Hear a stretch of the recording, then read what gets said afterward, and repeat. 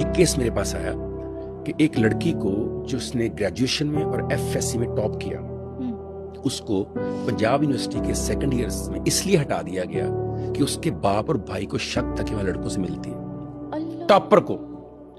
وہ پاگل ہو گئی بیچاری، ابھی بچی گولڈ میڈلسٹ ہو، ہائیسٹ رینک پہ آ رہی ہو، پڑھنے کا شوق ہو۔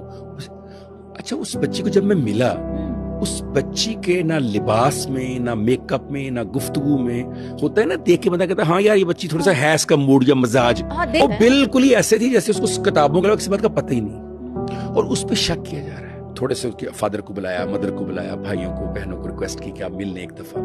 میں خود گیا ان کے گھر ملنے کے لیے۔ ان کی جو مدر ہیں وہ اسکول ٹیچر ہیں، انہوں نے مجھے کہا کہ سر آپ پلیز ٹائم دیں، میں بہت پریشان ہوں، میرے گھر میں یہ مسئلہ ہے۔ پتہ یہ چلا کہ موصوف کی اپنی زندگی ساری 2 نمبری میں گزری ہوئی تھی۔ موصوف کو لگتا ہے جیسا میں تھا ویسے یونیورسٹی کے سارے ہیں۔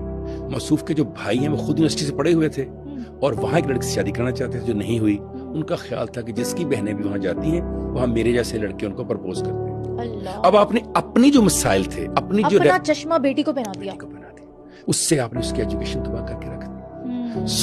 سوسائٹی میں جب شک کرتے ہیں کہ یہ سارا معاشرہ ہی گناہ گار ہے، غلط ہے، سیلف رائٹسنس، میں ٹھیک ہوں باقی سارے غلط ہیں، تو پھر آپ اپنے بیٹے اور بیٹی کو وہ کانفیڈنس انکلکیٹ کیوں نہیں کرتے کہ وہ ساری برائی کے، وہ جو ہم کہتے ہیں نا کہ گندی نالی کے پاس سے گزریں اور گندے نالی کا ایک قطرہ اپنے اوپر نہ پڑنے دیں۔ یہی تو بچے کو آپ کہیں یہ بدتمیز ہے، یہ بدتمیز ہے، یہ بدتمیز ہے، 2-4 مہینے بعد بدتمیز ہونا شروع ہو جائے گا۔ بدتمیز کو آپ کہیں یہ بچہ میرا بہت اچھا ہے، بڑی عزت کرتا ہے، وہ 6 مہینے بعد ٹھیک ہونا شروع ہو جائے گا۔ It is called the power of self suggestion.